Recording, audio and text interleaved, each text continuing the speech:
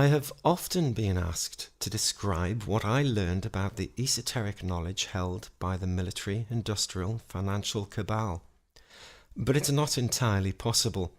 Any description would have to encompass subjective views like the esoteric rock upon which an entire planet has been raped and sacrificed, or the biggest secret, whilst at the same time revealing enough technical detail to engage a casual listener and giving some insight into why any of this matters anyway. It's a vast subject, and you could say it's infinite, and I never mean to imply that I know it all, but I found out the smallest parts and then lived them. To write about it, one has to somehow abbreviate that infinity, to set it within comprehensible bounds in order to extract some meaning for someone completely new to this reality, to make the infinite finite some challenge, and to remain sane whilst doing it. Well, I gave up on that illusion ages ago, but in doing so found reason and insight beyond the mere esoteric. So it dawned on me that I could just ramble chaotically in a non-linear way to challenge any listener to follow the implicit commonalities rather than the explicit wording or subject matter. And this has the benefit of not requiring too much detail whilst attracting the potential criticism that sources and references are required. And my point is that they're not. If you wish to discover reality for yourself, that is. They're nothing more than a guide, sometimes insignificant branches pointing to a trunk. Each thread forms a realm of inquiry in itself, so to attempt to describe the whole here would be futile. So I'll try to paint a picture in words and numbers, and you can take it as literally or as metaphorically as you feel inclined, though I would suggest that maybe it's both. It's commonly known today that nature contains beautiful symmetries and geometries. Many insights have been made, nobody denies them, but it has created a chasm between the intelligent design faction and their neo-Darwinist opponents, as propounded by people like Richard Dawkins. Ne'er the twain shall meet, but there is no need for a dispute. Dawkins sees this symmetry and believes it to be the consequence of non-intelligent, self-organizing processes. From this, supposedly, arises the miracle of consciousness. This model takes no account of the fact that DNA has been proven to both receive and transmit information from and to the environment, and it overlooks the Human Genome Project, insofar as it has uncovered anomalies which can best be explained by genetic engineering at some early point in history.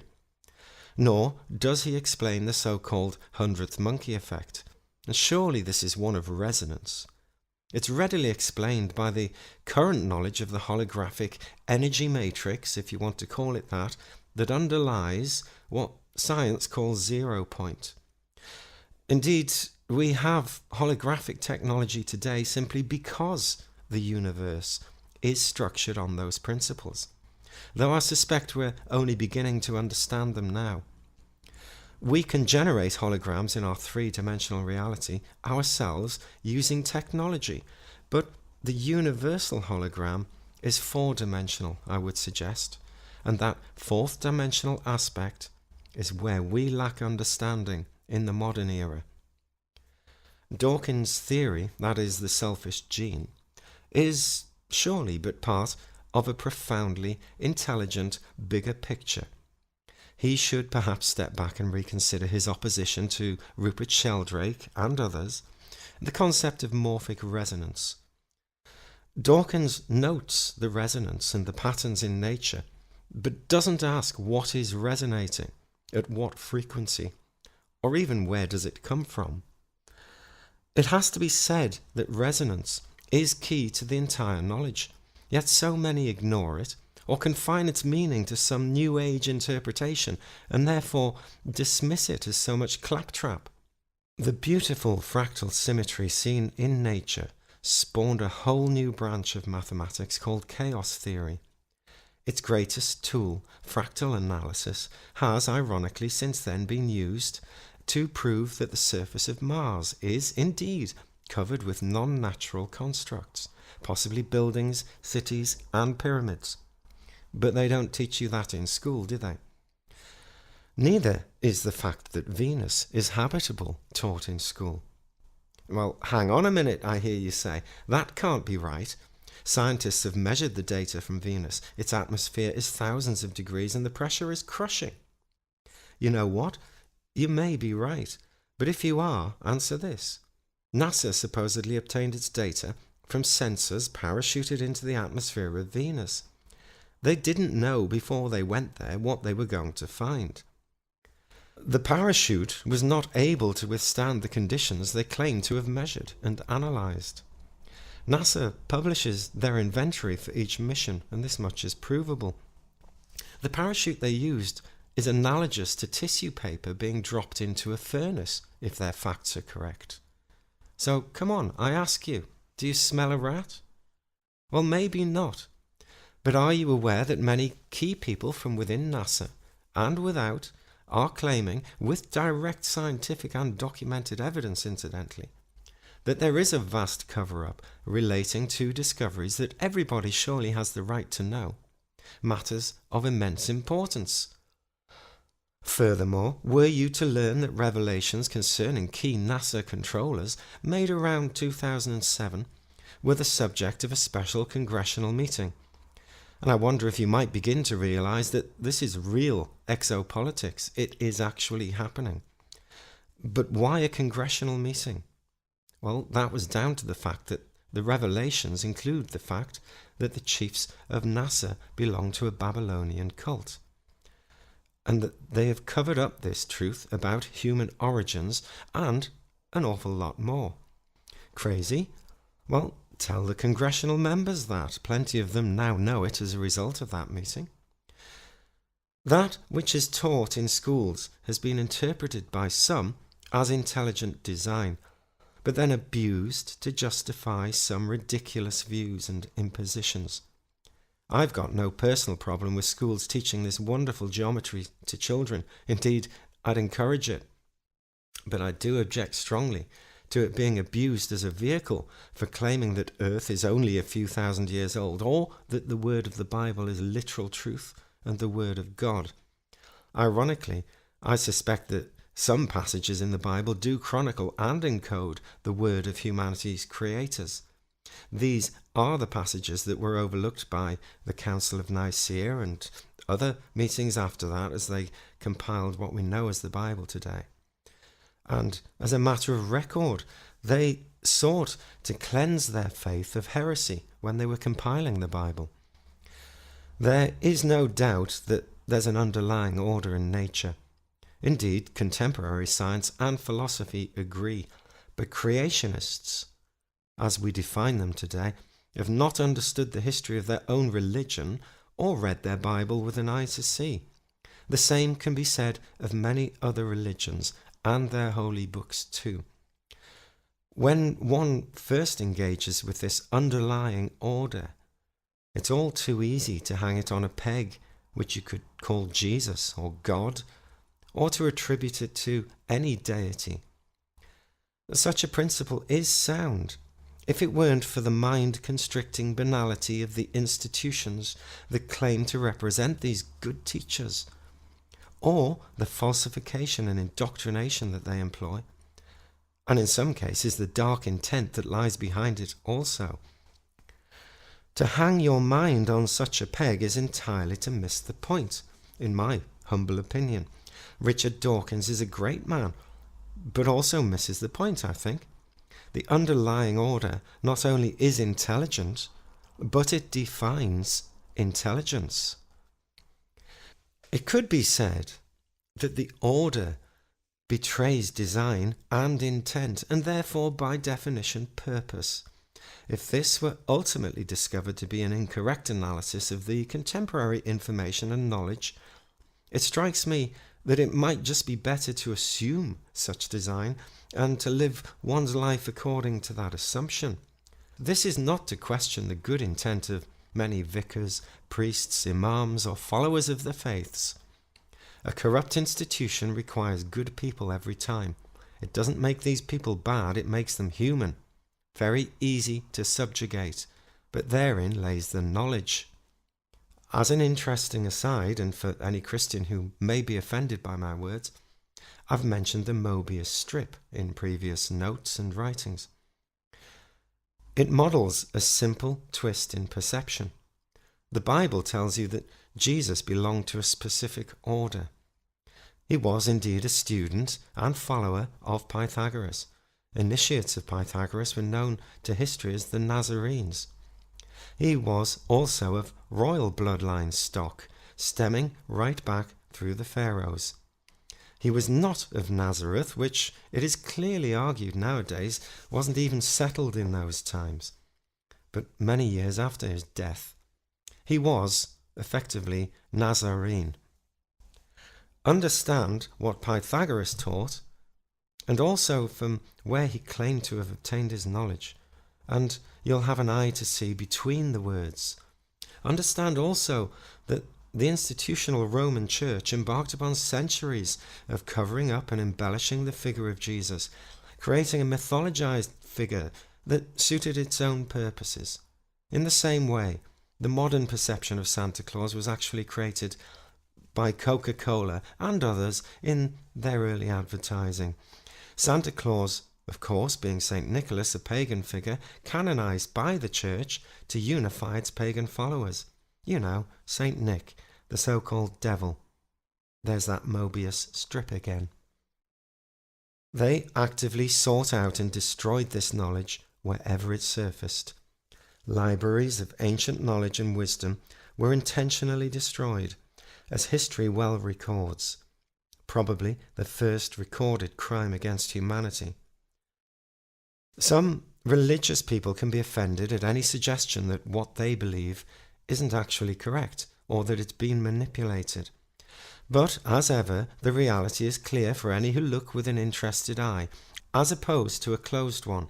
I mean, is it likely that an institution that serves the teachings of Jesus is going to indulge in mass murder and terror as it does? And when information is available to enough people for them to realize that the Church was wrong to impose such evil, what does the Church do? Well, if the paedophile cases are anything to go by, it apologizes, whilst defending more sexual abuse cases than any other institution upon the planet, and lowering its age of sexual consent to include young choristers at the same time. Ever wondered why Jesus got so pissed off? He also got pissed off at the moneylenders. The Bible never explained why, but other apocryphal gospels explain it very clearly.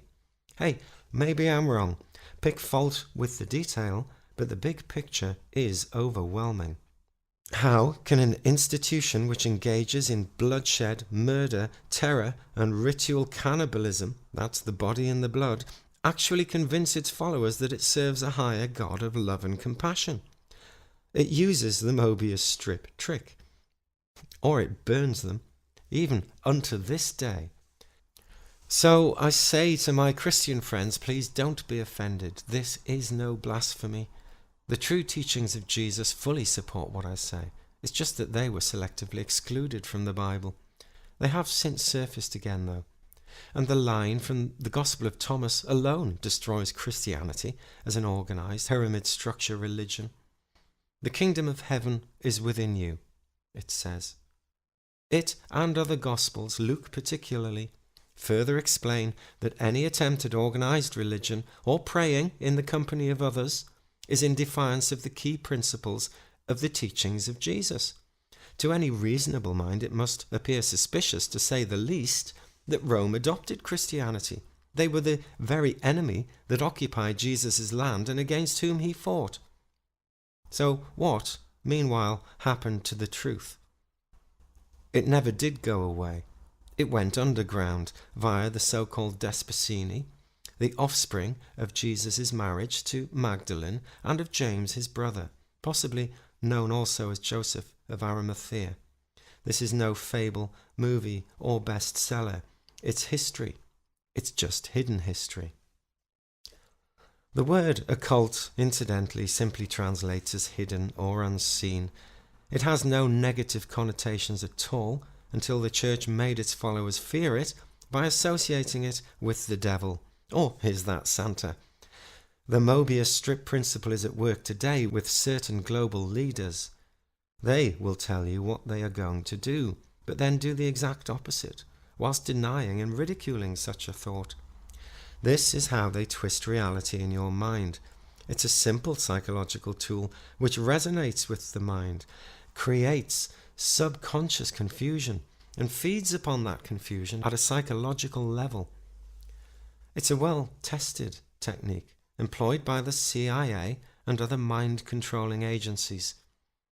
In fact, it's almost infallible, unless you are aware of it. If you think this is paranoid fiction, imagine, if you dare, that Derren Brown, for example, the magician, had the entire resources of the industrial, financial, political, and military complex at his command. What illusions do you think he could create with such power? Then consider that he is but one man, and this cabal are many, and not necessarily just men, incidentally. Consider also that he is a master of only one aspect of the esoteric knowledge that this cabal possess. This is one of the keys to understanding the variety of ways this knowledge has been used, and by whom, over centuries. It's a natural science and cosmology of resonance, ironically condemned as a cult by an institution established to suppress the knowledge and use it for personal power and wealth. They became creators themselves, and the society we live in today is their creation. The great work of ages, they call it.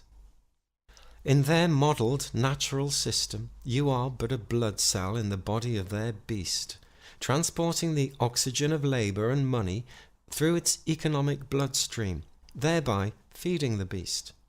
But it has cancer. Global, social, and economic problems are the result. The cabal don't allow the economy to phase and resonate, or to breathe, as it would in its natural form. They intervene at source, literally, to ensure that resonance is attuned by default to the note that they play. And these are known as Pythagorean commas. I'll talk more on this as things progress. They create currency, ex nihilo, literally from nothing. That's the first Pythagorean comma, incidentally. This apparently defies the laws of energy conservation, but it's a known fact that energy itself is created ex nihilo. That is, if we ignore the fact that it extrudes through this 0 point from a higher four-dimensional geometry, appearing ex nihilo, but breaking no laws of conservation at all, because it's not. The cabal employ that geometry, and that's why the economy takes on a life of its own, literally. But then they break the natural system by charging interest on money at source, which does not and never did exist. That's the second Pythagorean comma, or intervention. And this is inflation and taxation too. The energy they draw to balance the ex nihilo currency is yours. The system literally eats itself. It literally eats you. Or, one could say, it's eaten by those who sit atop the global pyramid of power. It would regain a natural balance over 7 years, thereabouts, simply by the state printing and issuing its own currency, thereby removing all inflation and abolishing taxation, because taxation would no longer be needed. This last point has made people think I'm crazy for years, but it's a fact, and I didn't come to this blindly. It first became clear when I studied for various financial and economic qualifications, all worthless incidentally, as the current economic situation proves, and it's supportable economic fact. not one that they teach in universities though. This is why the current and ongoing financial crisis is going to lead to a complete meltdown globally, and why this has been predictable for so long to any with insight. As the system itself is a resonant structure, many people with, shall we say, resonant minds have picked up on this reality through other more spiritual paths. And there are many ways into this, 7 apparently. The financial system is a natural system created by man. It's a dying body, its masters know this, but they have a new beast planned as this one apparently dies. Centralization of power to unelected financiers such as the European Union, American Union and African Union is the process of breaking down cell walls in the natural body of this planet's population. Disguised as liberal socialism, it's actually quite schizophrenic, because we all know that it promotes unrestrained free market capitalism, already being heralded as dead in the light of this economic collapse. State intervention is coming back, supposedly. Governments are nationalising banks. But twist the Mobius strip, and what you see is that the banks actually are privatising government. Welcome to the return of National Socialism in disguise, quite brilliantly disguised as Marxism or socialism. But then again, it always was National Socialism, wasn't it? People tend to miss this. That is the reality of our leaders' so-called solution to an economic problem that they engineered. This is why people are confused by the differences between right and left-wing politics. There are none. They took over politics long ago. What you indulge in or ignore are simply the illusion of democracy that is left. The cabal has worked towards this goal since the end of World War II. It is no coincidence that Hitler's chief rocket scientist headed NASA until scarily recently. In fact, one could be forgiven, if they were to Google Operation Paperclip, for believing that the Third Reich actually just moved to America. Its key figures certainly did. NASA, for example, instigated the "did we land on the moon" conspiracy to deflect the "yes, we landed, but we're not going to tell you what we found there" conspiracy, all mysteriously annihilated in some great cataclysm. This still confuses even conspiracy theorists to this day, but it's a simple twist in perception, and they don't have to do much to achieve it. We may have all heard of the face on Mars, and how it's been poo-pooed even again, but are you aware of how far the research has really gone, and what's really been proven? Did you ever wonder why Neil Armstrong never spoke openly, although now he does, and his words allude to so many things, all of which confirm the point I'm making here. Many astronauts, scientists and technicians say the same thing. The current global economic collapse is a global coup d'etat over the last enemy of this cabal. That's you and me. And the coming global union has already removed basic rights from the populations via anti-terror legislation as a result of staged terror attacks specifically for this purpose. Maybe you don't realise it yet, but you will if another terror event hits the UK or the US, or if civil disorder erupts over the economic crisis, and it will. A state of emergency immediately enacts the police state. We're told they will defend us against those who would remove our freedom and democracy, so-called terrorists, but create the conditions under which they do just that. And we ask for it. Problem, reaction, solution. A phrase coined by David Icke. The geometry again of the Mobius strip. The cabal themselves, though, know it as a dialectic. It's often referred to as the Hegelian dialectic. Initiates attribute the origin of this knowledge to an earlier high civilization on Earth and across our galaxy, which genetically engineered humanity as a labour source. They then bred with them.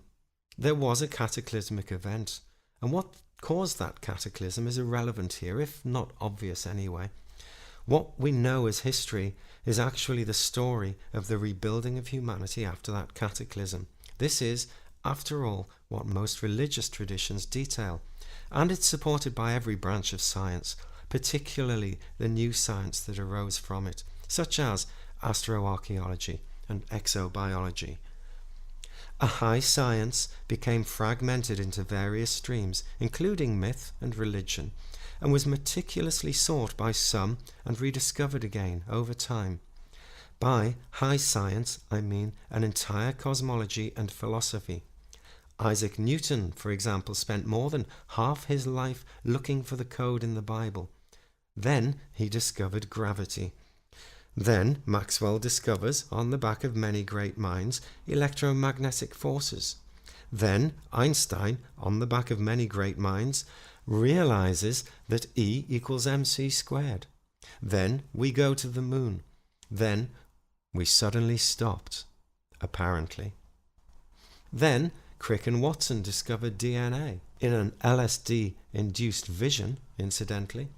But Maxwell's equations, as taught today, are abbreviations. So are Einstein's. And the full equations in both cases reveal four-dimensional scalar aspects that unify gravity and electromagnetism. Indeed, they unify all sciences. The resultant technology has been utilized and suppressed, should it ever arise publicly. I don't expect anyone to just believe that, but it's true nonetheless. It's not a secret once you look. Proving it, of course, isn't possible here, so I won't try. But for anyone who has indulged me so far, perhaps I could share a few insights between apparently unconnected things. Some of what follows is so fundamental to education that it's a crime it isn't taught in every school. Other aspects are simply not known at all, or are misunderstood. So let's play God for a while. If you were a creator intelligence and you wished to create something in our three-dimensional reality, you would have to somehow take the infinite and make it finite. You would have to give it mass in 3 dimensions. How would you do that? Well, the recipe book says you must reciprocate infinity. Take infinity and reciprocate it. Numbers are infinite. You can always add one more. They go on forever. And there are 3 infinities. The other 2 are space and time. So imagine an infinite stream of whole numbers. 0, 1, 2, 3, 4, 5, 6, 7, 8, 9, 10, 11, 12, and on into infinity. Now, reciprocate them so that 2 becomes a half, 3 becomes a third, 4 becomes a quarter. And reciprocate simply means putting 1 over that number. In other words, dividing that number into 1. You now have an infinite sequence of reciprocal numbers. They're fractions. And if you add them all together, they'll never quite total 1. They are still infinite, but are now wholly contained between 2 numbers. And you've just put bounds on the infinite by reciprocating it. And, in 4-dimensional physics terms, you have created matter. All electromagnetic gravitational forces are scalar and exist in 4 dimensions. They expand in 4 space according to the infinite series of whole numbers, whilst extruding into 3 space as the reciprocal of those numbers. This is why the inverse square law crops up throughout nature, specifically with regard to gravity. Science tells us that matter is energy condensed into little particles. Nonsense! It works in the equations and in the technology that arises from them for explainable reasons, but it is still not entirely correct. Think about it. All electromagnetic forces propagate naturally according to the inverse square law in 3 space. So how is this energy supposed to condense itself if its natural tendency is to expand in space? It never stands still. Energy is not reciprocal matter. It is reciprocal time. Matter, on the other hand, is reciprocal space. Without one, the other cannot and does not exist.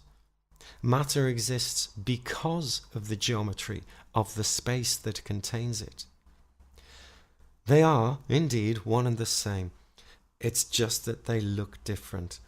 But that's only because they are reciprocal opposites, like 4 and a quarter. Different scalar reflections of the same energy.